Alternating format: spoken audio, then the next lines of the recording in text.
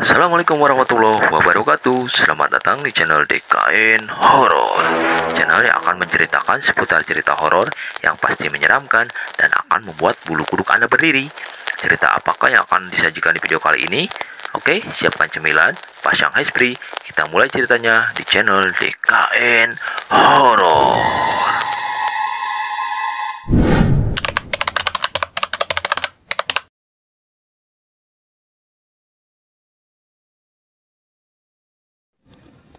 Cerita horor kali ini berjudul Penunggu Bukit Hening.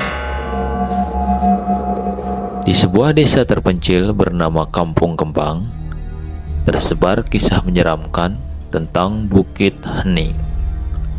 Sebuah bukit yang terletak di pinggir desa. Bukit ini dipenuhi pohon-pohon besar yang rimbun, menjulang tinggi seolah-olah menyembunyikan rahasia kelam di balik daunnya yang lebat. Penduduk kampung percaya, saat malam tiba, bukit itu berubah menjadi gerbang menuju alam gaib. Tempat roh-roh bergentayangan. Suara gemerisik daun sering terdengar di Bukit Hening, dan hembusan angin membawa aroma anyir yang aneh. Mereka yang pernah mendaki bukit itu di malam hari sering merasa diikuti bayangan samar yang muncul dan hilang di antara pohon-pohon. Namun, tidak ada yang benar-benar tahu apa yang tersembunyi di sana. Desas-desus yang beredar hanyalah kisah-kisah seram yang membuat nyali penduduk ciut untuk mendekati bukit itu. Suatu malam, seorang pemuda bernama Andri yang baru saja pindah ke desa itu merasa tertantang untuk membuktikan kebenaran cerita tentang Bukit Hening. Dia percaya bahwa semua itu hanyalah mitos untuk menakut-nakuti orang agar tidak mengganggu ketenangan alam. Andri mempersiapkan diri dengan membawa senter, kamera, dan tape recorder untuk merekam suara-suara di bukit. Ia berencana mendaki hingga ke puncak dan bermalam di sana. Saat matahari mulai tenggelam, Andri memasuki jalan setapak yang mengarah ke bukit. Di sepanjang perjalanan, pepohonan besar dan akar-akar yang menjalar menciptakan bayangan aneh yang bergerak seiring dengan langkahnya. Sesampainya di kaki bukit, suara burung malam mulai terdengar, diselingi desiran angin yang membawa aroma lembab dari hutan. Andri berusaha menenangkan diri dan terus mendaki meski bulu kuduknya meremang. Semakin tinggi ia mendaki, semakin terasa aura aneh menyelimuti tempat itu. Saat mencapai puncak Bukit Hening, Andri terkejut melihat sebuah pohon besar dengan akar-akar yang mencuat dari tanah, membentuk lingkaran seperti arena kecil. Di tengah lingkaran, terdapat batu datar yang terlihat seperti altar kuno. Rasa penasaran Andri makin menjadi-jadi. Ia memutuskan untuk memasang kameranya menghadap altar dan mulai merekam suara. Tiba-tiba, ia mendengar suara tawa lirih yang menggetarkan hati. Andri segera menyalakan senter dan mencari asal suara itu. Tetapi tidak ada siapapun di sana. Kemudian, bayangan samar muncul di dekat pohon besar itu.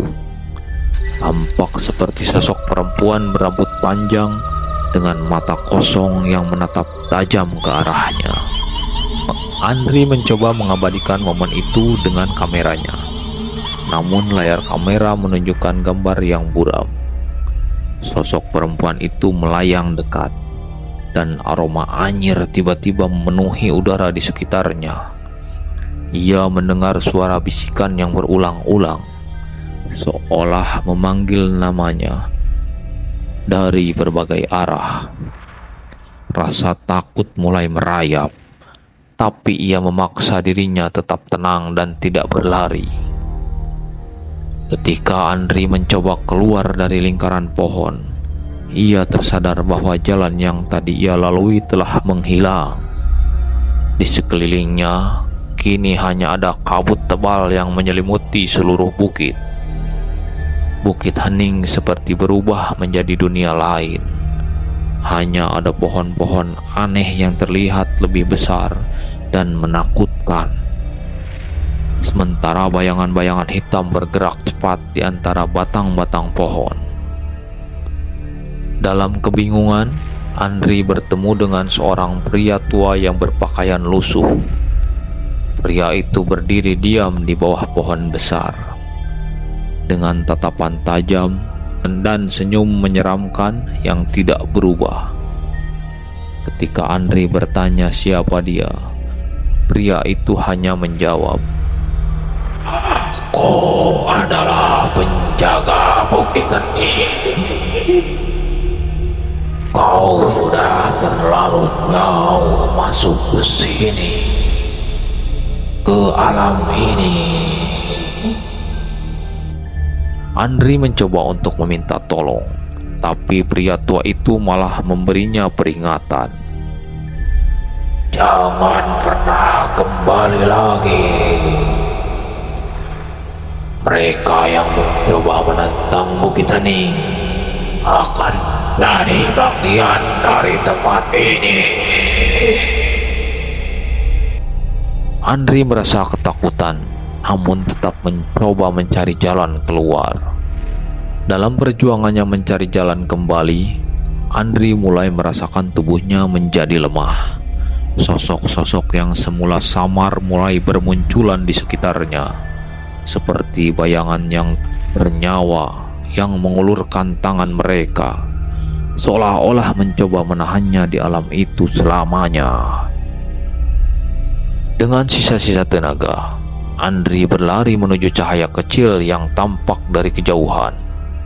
Ia tidak tahu apakah cahaya itu jalan keluar atau hanya ilusi. Namun, ia tak punya pilihan lain. Di tengah pelariannya, ia mendengar suara tawa perempuan yang mengikutinya, menggema di seluruh bukit.